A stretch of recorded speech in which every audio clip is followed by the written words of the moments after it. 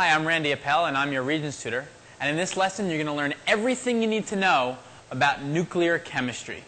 Now, nuclear chemistry is generally considered one of the easier topics in chemistry, and it is, and it will be here too. But there are still a lot of things you need to know. And here at Regents tutor, we want to make sure you know everything, so we're going to go over it all. And the first thing, most chemical reactions we've been dealing with. Now, you can go over the chemical reaction concept if you want to know that you're dealing with a chemical change, you're changing the substance, dealt with sharing or transferring valence electrons, dealt with electrons. That's what chemical reactivity dealt with. For nuclear chemistry, what do you think it deals with? Not the electrons, but the nucleus. And what's in the nucleus? Protons and neutrons. So nuclear chemistry deals with the nucleus, the protons and the neutrons. The first thing you need to know about nuclear chemistry is stability. Stability is determined by the ratio of protons to neutrons in the nucleus.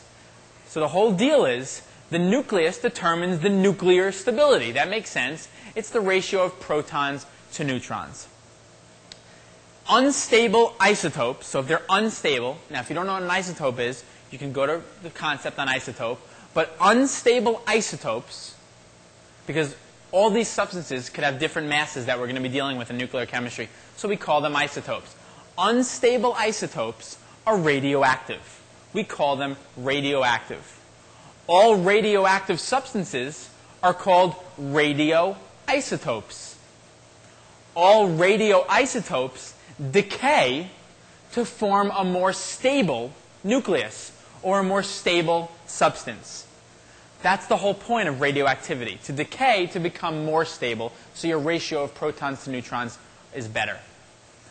How do you know if something's radioactive? There's two ways.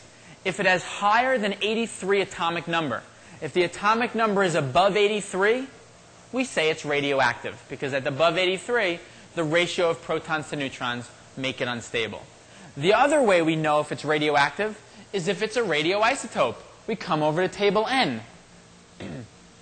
Table N shows certain radioisotopes. It doesn't show all of them. It shows selected radioisotopes. And the radioisotopes that you need to know about are all on table N. And in case they don't give that one, and they ask you which is radioactive, it has an atomic number above 83.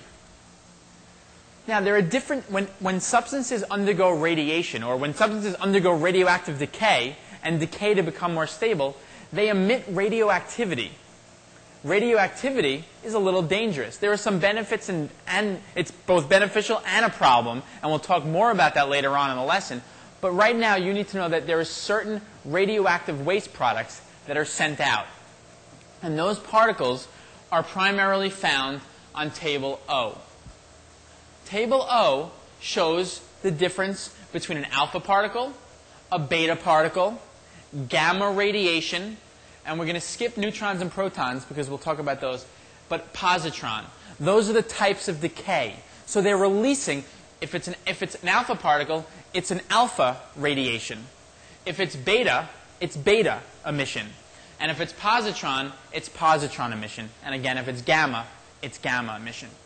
Alpha particles, you need to know a couple of things about these substances. And the main ones you need to know about are alpha particles, beta particles, and gamma rays. You need to know the mass, charge, and power. Now, the mass and charge are both on table O, so you don't have to remember that. What you need to know about table O is, and if you remember this from a previous lesson when we talked about subatomic particles, and you can refer back to the concept, the top number on the notation represents the mass number. The bottom number on a nuclide or a nucleus represents the charge. So an alpha particle, first thing you have to know is the symbol. The symbol for an alpha particle looks like that. Or it shows like it's like a helium nucleus. It has a mass of 4, because the number 4 is on top, and it has a charge of +2. Because remember, these are all nuclei. Beta particles, which is basically the same thing as an electron, has a symbol of B, which is the symbol for beta, minus, has a mass of 0, like the electron, and has a charge of -1. So beta particles and electrons are the same thing. Gamma radiation, as you see, has 0 mass, 0 charge, and has a symbol for gamma. And it looks like that. And you can see that, and you just have to be able to recognize it. You have to know their power. Alpha particles have certain power. Alpha radiation has low power. Beta has moderate power. And gamma has extremely high power. Gamma radiation, when that's emitted, is very, very powerful and dangerous. And that's what leads to certain problems, which we'll talk about later. Now, like we said, when an atom is unstable, it undergoes a change to make it more stable. Anytime the nucleus changes, or you're changing the element, it's called a transmutation. Transmutation is anytime you're changing the nucleus. So let's say we have a problem where we have a certain type of transmutation. We start out with a nitrogen nucleus with a mass of 14 and an atomic number of 7, or a charge of +7. We add, and you should know what this is, it's an alpha particle, because 4 and 2, and you know on table O what an alpha particle represents. Produces H, 1 and 1. Told you we talk about protons. This is a proton, and you know that because on table O, it shows protons and their notations. That's what this is. The H1 and 1 represents a proton. And the Regents could say, and substance X. And you have to determine what the substance is. Well, this is a transmutation because you're changing something. But there are rules we have to follow for nuclear chemistry. The rules are, we separate the arrow, both sides of the arrow. To the left is one part, to the right is another part. The numbers on top, so in this case, on the left side, it's 14 and 4, which is 14. Whoa, do not make that math mistake. 14 and 4, which is 18. The bottom numbers on this left side, 7 plus 2, won't make that mistake, is 9. So the top has 18 total mass, and the bottom has a total charge of 9. The top numbers on the left side have to equal the top numbers on the right side. Therefore, if the total top has to equal 18, and there's already 1 here, the whole side has to equal 18. So what are we missing? We're missing 17. So this substance has a mass of 17. The bottom has to be 9. There's 1 here. What's it missing? The atomic number has to be 8. Because now 8 plus 1 is 9, and 7 plus 2 is 9. 17 plus 1 is 18, and 14 plus 4 is 18. What element is that? Well, you just look at the atomic number. If the atomic number is 8, then this must be oxygen 17. It's an oxygen 17. Because you know the tops have to equal the tops, and the bottoms have to equal the bottoms. And you need to understand that for every type of nuclear equation, you have to make sure the tops and the bottoms are equal. And this is a simple equation. And it's actually relatively simple, because you just have to add up tops and bottoms. Now, that was a specific type of transmutation where the nucleus was changing. It changed from a nitrogen nucleus to an oxygen nucleus. There are certain times when the substance just decays. And when a substance decays because it's unstable, we call that radioactive decay. The way we know what kind of substance undergoes what kind of decay is we come back to table N. Table N shows the nuclide, which is just the nucleus. We're going to skip over half-life because we'll talk about that later. It shows the decay mode, what kind of decay it undergoes. So you see carbon-14 undergoes B negative. What was B negative? Oh, let's look at table O. It's a beta particle. So therefore, carbon-14 undergoes beta decay. Calcium-37, B positive. What was B positive? Oh yeah, that's a positron. So calcium-37 undergoes positron emission. Francium-220, alpha decay. Radon-222, alpha decay. The point is, it tells you what kind of decay mode. And now I'm going to show you how to write the decay. The first thing I'm going to do is show you alpha decay. And anytime you have alpha decay, what you have to understand is that your substance, the alpha particle, is going to be a product. So let's say we pick one substance that undergoes alpha decay. Let's just say the first one I see is radium-226. Radium-226. Now, I don't know the atomic number of radium, so what do? I look on my periodic table. My periodic table is over here. I see that radium has an atomic number of 88, so I come back here and I put an 88 down here. Now, since it's decaying, you're not adding anything to it. It's just decaying by releasing an alpha particle. So if it's alpha decay, it has to have an alpha particle as a product. Now, if it has an alpha particle as a product, we just have to add up the tops and bottoms. The total top on this side is 226. There's 4 over here on this side, so this has to be 222. The total bottom here, there's only one thing, 88. 2 plus what equals 88? 86. Now you have a substance with an atomic number of 86 and a mass number of 222. Come back to the periodic table. You see that radon has an atomic number of 86. This must be radon.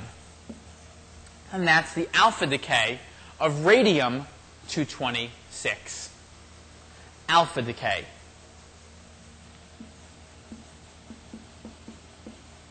We could also show beta decay. Let's figure out a substance that undergoes beta decay. Well, how about carbon-14? We know carbon's atomic number is 6 because we look it on the periodic table. If it's undergoing beta decay, it's releasing a beta particle, which is 0 and -1. Now be careful here. We want to make them equal, separate them by the arrow. The total is 6 on this side. We want to get 6 on this side. Here's a -1. This is a -1. So what plus -1 gives you 6? 7. And there's a 0 mass, so the mass stays the same, 14. Go back to your periodic table. Nitrogen has an atomic number of 7, and therefore we have this substance being produced in beta decay. Those are the two major types of decay. And I'm going to go over one more type with you called positron emission. Positron emission, as it sounds like, is when the substance emits a positron. Is that any harder? No, it's just as easy. With positron emission, let's take calcium-37. Because you look on table N, and you see that calcium-37 undergoes positron emission. So calcium has an atomic number of 20, because you find it from your periodic table. It emits a positron, which has this symbol, except notice the +1 charge. Add them up. 37 on this side, so 37 on this side. 20 on this side. Here's 1 you already have, so you need 19. You go to the periodic table, you find out which has an atomic number of 19, and you find out it's potassium, so it decays into potassium-37. Those are the 3 types of decays you need to talk about. And I'm going to leave this one up here for a second, because I want to talk about, this is a transmutation. All these decays were transmutation. This went from calcium to potassium. The other ones went from one thing to another thing. That's a transmutation. You're changing the nucleus. There's 2 types of transmutation: artificial transmutation and natural transmutation. Alpha decay, beta decay, and positron emission all represent natural transmutation. Because look at what we have here. We have one substance decaying. It's occurring naturally. How would I show artificial transmutation? I would show that by the problem we did before. Let's say I took the nitrogen 14, added an alpha particle, and I produced a proton. And then remember, I figured out this was oxygen 17. This is another type of transmutation. But this is artificial transmutation. Why? Because you had to, and the Regents loves this word, bombard. You had to bombard the nitrogen with an alpha particle. Whenever you have to add or bombard a particle, that's artificial. So for nuclear reactions, anytime there's more than one reactant, it's artificial. Anytime there's one reactant, it's natural. That's how you tell the difference between artificial and natural transmutation. Artificial, you have to bombard. Natural decay or natural transmutation occurs naturally. Next thing we have to talk about is fission and fusion. First, you have to know the difference between fission and fusion. And these are two types of nuclear reactions. The three types of nuclear reactions you need to know about: transmutation, now fission, and fusion. Fission represents taking something big and breaking it up into smaller pieces. That's what fission is, taking big and making it smaller. Fusion is taking small things, putting them together, fusing them together to make something bigger. This is fusion, coming together to make something bigger. Now you have one thing.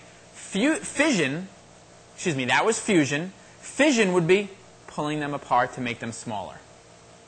Know the difference between fission and fusion. Now I got to go into a little more details on fission. Fission, the major reaction we talk about with fission is the reaction on my screen. We take a uranium-235 nucleus, we add a neutron, and we produce barium-142 plus krypton-91 plus 3 neutrons and a lot of energy.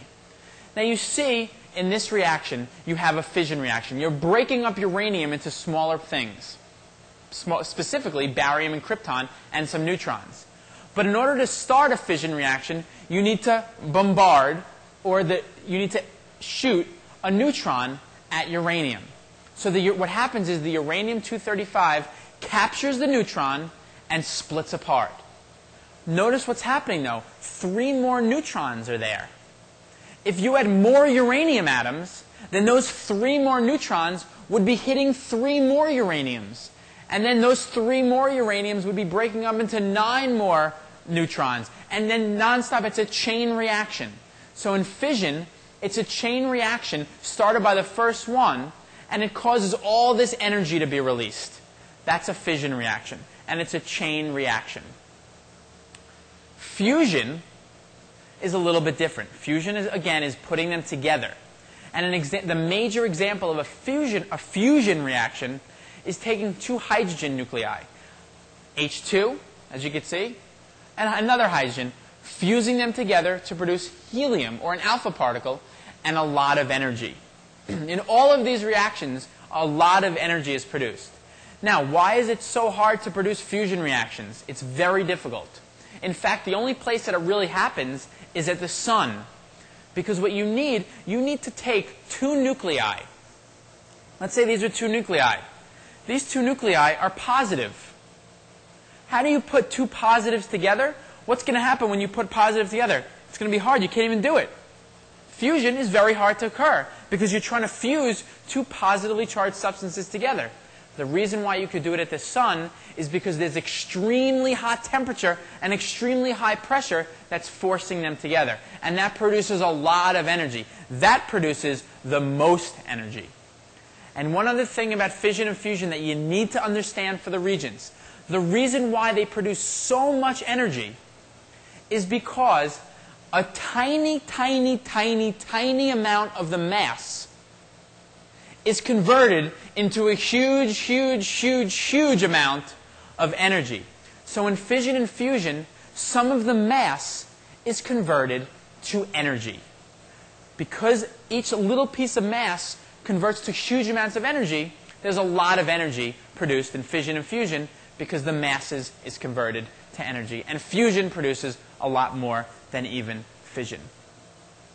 So the three types of nuclear reactions: fission, fusion, and transmutation, and now you know them. The reason why they produce more energy than chemical reactions is because there's some amount of mass converted to energy. The next thing we need to talk about. We need to talk about half-lives. Some people have a lot of problems with half-life problems. And we're going to talk about how you can overcome those problems. The half-life of an element, and you can go to table N. It lists the half-lives of all the elements you're going to need to worry about, all the nuclei. Some are in D days, some are in Y years, some are in MS milliseconds, and you don't have to remember that. It's all at the bottom of the table. But those represent the half-lives. That's the amount of time it takes to get half of the amount of the substance. So if I have 100 grams now, after one half-life, I'm only going to have 50 grams. After two half-lives, I'm going to have 25 grams, and so on. The half-life of an element never changes. No matter what you do to the element, the half-life will remain the same. For example, carbon-14 will always have a half-life of 5,730 years, because that's the half-life of carbon-14. It will never, ever, ever change. Now there are problems with half-lives. There's two ways to do half-life problems.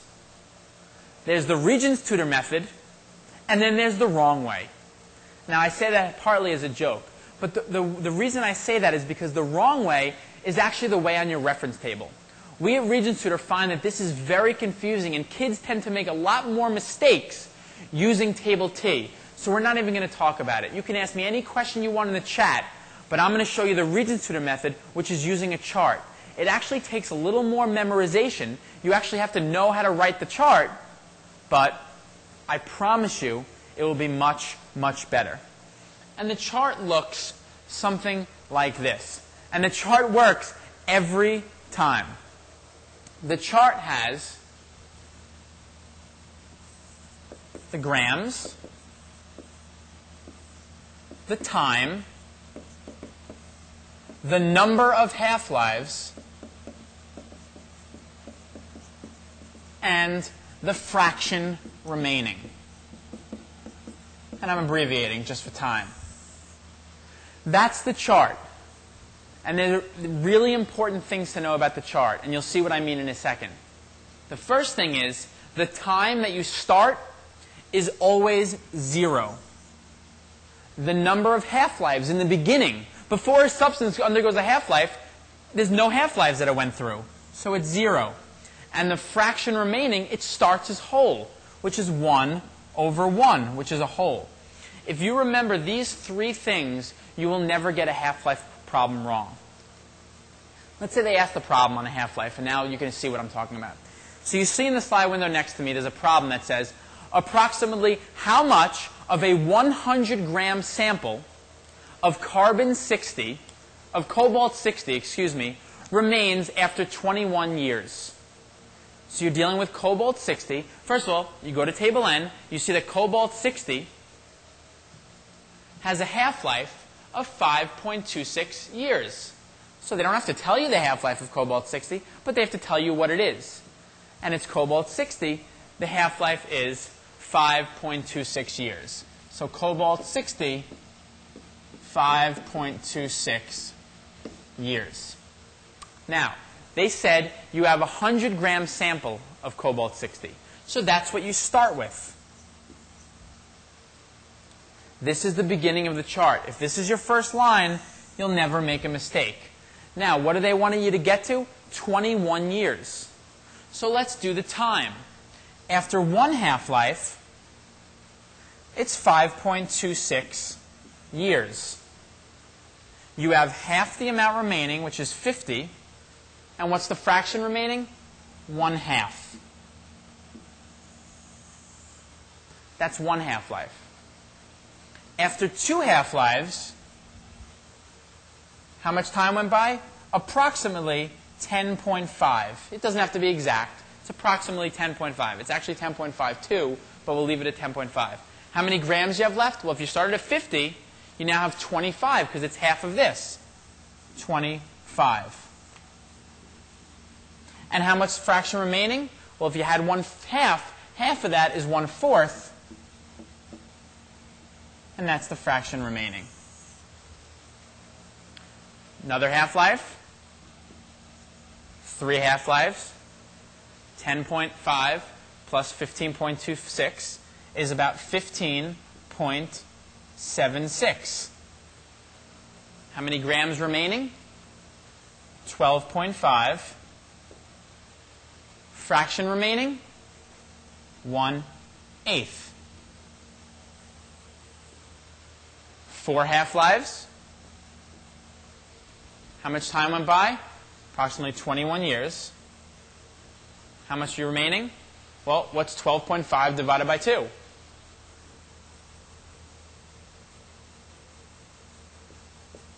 6.25. What's the fraction remaining? 1/16. What was the question asking? They want to know how much remains after 21 years. 21 years, 6.25 grams remaining. Now, did you really need the number of half-lives and the fraction remaining? No. But if you do it, it will help you answer every single question. What if they said to you, how much approximately what fraction of an original cobalt-60 remains after 21 years? You now know if they ask fraction remaining, it's 1/16, and you would do it the same way. And then you don't have to use every part of the chart on every problem. But if you know the chart, you will never get a half-life question wrong. And again, if there's more questions on half-lives, which a lot of people have some problems with, then I want you to ask about it in the chat. But I have confidence that if you do all the practice questions that relate to half-lives and you listen to all the Regents Tutor explanations, you will be very confident in your half-life problem that you get on the Regents. And the last thing we're going to talk about is radioactivity, the risks and the benefits. The risks of radioactivity, well, you could get exposed to radiation, and that can cause cancer. Sometimes nuclear power plants, they provide us with energy because remember, nuclear reactions cause a lot of energy to be produced. So nuclear power plants produce a lot of energy for us to use in our daily lives. But the problem is that waste or some of the substances could leak out, and that could cause a problem. So there are clear dangers. It could be nuclear accidents. We may have to find a place to store nuclear wastes because the half-life may be so different. The whole point is nuclear wastes, nuclear substances, are dangerous because they cause problems. Radiation could cause cancer, and they can cause other issues. There are also benefits of radioactivity. And the benefits of radioactivity are mainly in the form of medicine, but also in the form of different sciences. Now I'm going to talk about, there are 4, well really 6, but 4 different uses of radioisotopes that use 6 different radioisotopes. And you need to memorize these for the Regents. Unfortunately, this is part of it that's not on the reference table. The first one is iodine 131. That radioisotope is used for diagnosing and treating thyroid disorders. The Regents likes to ask about this, so you see iodine, you think thyroid. To date living organisms, carbon-14 is used to date living organisms, to determine how long an organism was living, based on how much carbon-14 is there versus carbon-12. So the ratio of carbon-14 to carbon-12 determines the dating of certain organisms. So if they said, how do you date organisms? You would say, you use carbon-14. What if you want to date rocks or other geological formations? Remember, this is just memory. You need to know that you need to understand how much uranium-238 there is. And you also need to know the ratio of uranium-238 to lead-206. So for dating geological formations, you need to know the ratio of uranium-238 to lead-206.